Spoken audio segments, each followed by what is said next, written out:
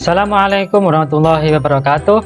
Selamat pagi anak-anakku sekalian, sehat selalu ya.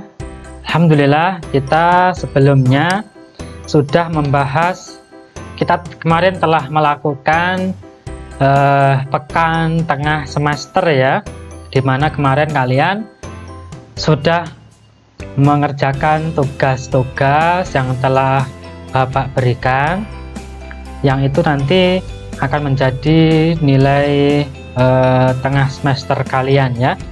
Baik anak-anakku sekalian, pada pertemuan kita sekarang ini yang ke-11 ya, kita akan melanjutkan materi kita bab 2 kelas 9, yaitu tentang perubahan sosial.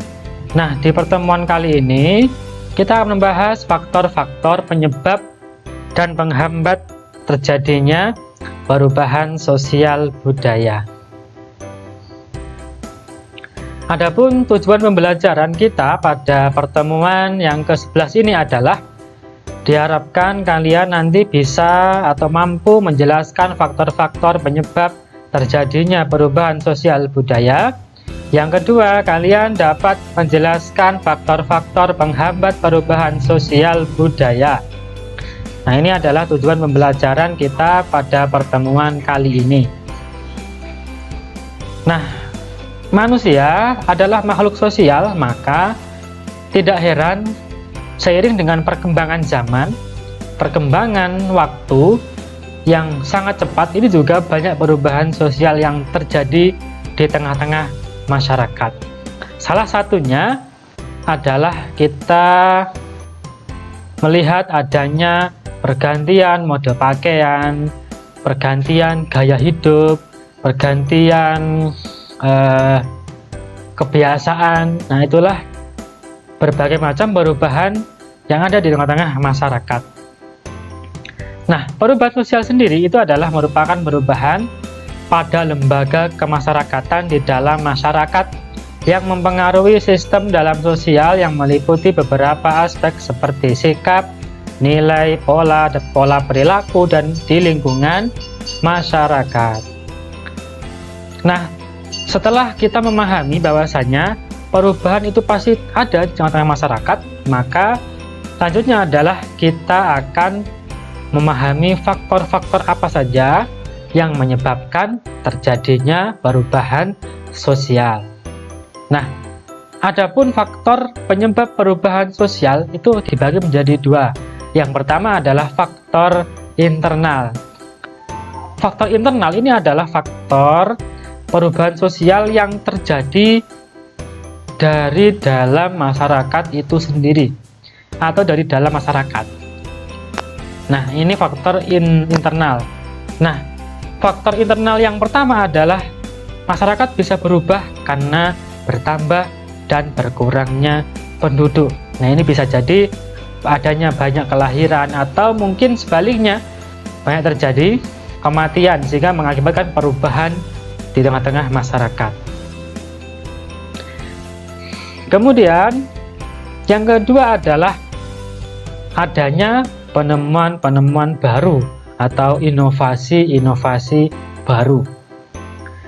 Adanya penemuan baru atau inovasi dapat berdampak pada perubahan di masyarakat. Nah, misalnya ditemukannya internet, ditemukannya gadget atau smartphone. Ini membuat perubahan yang cukup luar biasa di berbagai bidang. Bisa siapa yang dulu pernah membayangkan ada namanya ojek online ya. Jadi kita cukup pesen ya dari gadget, maka akan datang ke tempat kita ojek online-nya. Kita tinggal pesan kemudian membayar. Dan dulu tidak pernah tergambar adanya ojek online seperti ini. Ini juga dampak dari adanya inovasi-inovasi yang baru. Yang ketiga yang menyebabkan perubahan sosial di masyarakat adalah adanya konflik di dalam masyarakat.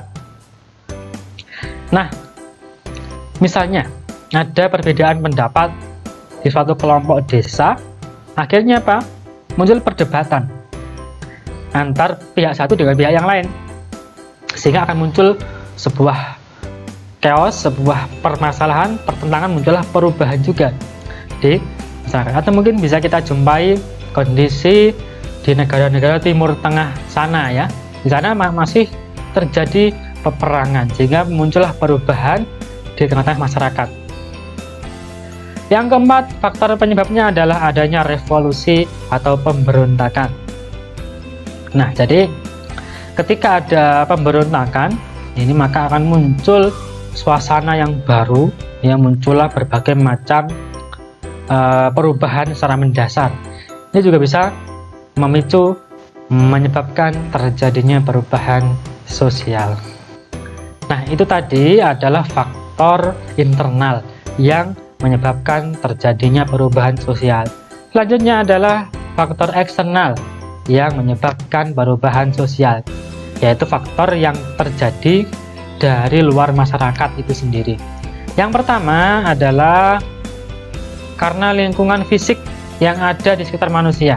Misalnya adanya bencana alam, misalnya ada tsunami di Aceh dulu ya, di tahun 2000 ya, itu merubah secara total bagaimanakah keadaan masyarakat di Aceh sana, karena banyak sekali bangunan-bangunan yang roboh, yang rata dengan tanah, dan juga bahkan ratusan meninggal dunia.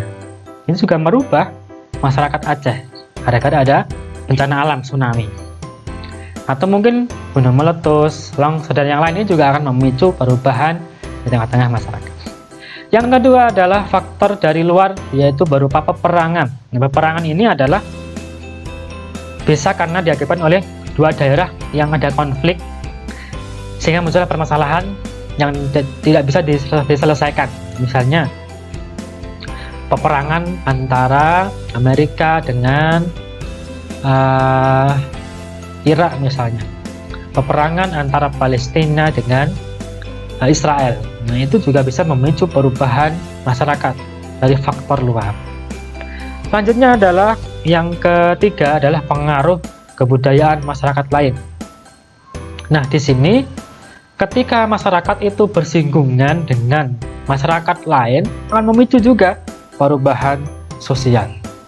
Jadi masyarakat desa di pedalaman kemudian bersinggungan, berinteraksi dengan masyarakat di kota, maka akan muncul perubahan ya, karena ada hubungan, ada pengaruh dari masyarakat yang lain. Nah, itu tadi tentang faktor-faktor penyebab terjadinya perubahan sosial, baik dari faktor internal maupun faktor eksternal. Nah, selanjutnya adalah faktor yang menghambat. Jadi ada beberapa faktor yang menghambat terjadinya perubahan sosial. Yang pertama adalah kehidupan yang terpencil ya, atau terisolir. Ini bisa menghambat adanya perubahan sosial.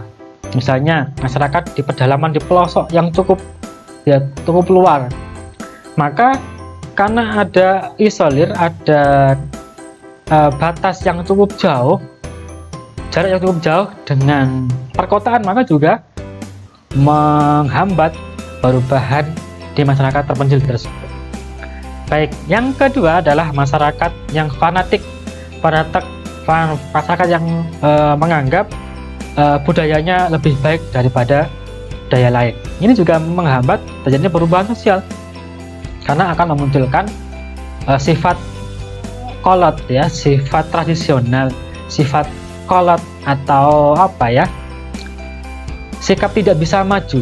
Nah, di sini juga bisa menghambat terjadinya perubahan sosial gara-gara ada fanatisme di antara masyarakat. Yang ketiga adalah sangat lambatnya ilmu pengetahuan di masyarakat. Jadi semakin rendah tingkat pendidikan masyarakat, itu juga menghambat perubahan. Sebaliknya, ketika pendidikan masyarakat itu tinggi, maka akan mempercepat adanya perubahan sosial. Yang keempat adalah sikap masyarakat yang terlalu kental terhadap tradisi sendiri. Jadi kaku ini ya, sifatnya kaku terhadap budaya diri sendiri. Yang kelima adalah berprasangka buruk terhadap penemuan-penemuan yang baru. Nah, misalnya ada ditemukannya listrik. Karena prasangkanya buruk, maka masyarakat akan menolak adanya listrik itu, sehingga susah untuk berkembang atau mengalami perubahan. Nah, sekarang kita lihat listrik masuk desa, internet masuk desa, itu ternyata merubah juga masyarakat dari masyarakat yang mungkin tertutup menjadi terbuka karena banyaknya wawasan, banyaknya informasi yang dengan mudah diakses oleh masyarakat. Baik, demikian tadi anak-anak sekalian tentang materi kita hari ini, yaitu faktor penyebab dan menghambat perubahan sosial budaya di masyarakat. Baik, demikian materi kita pada pertemuan kali ini. Semoga bermanfaat. Tetap simak selalu materi IPS saya. Ikuti terus hingga kalian paham dan siap untuk menghadapi ujian akhir semester. Demikian saya akhiri. Wassalamualaikum warahmatullahi wabarakatuh.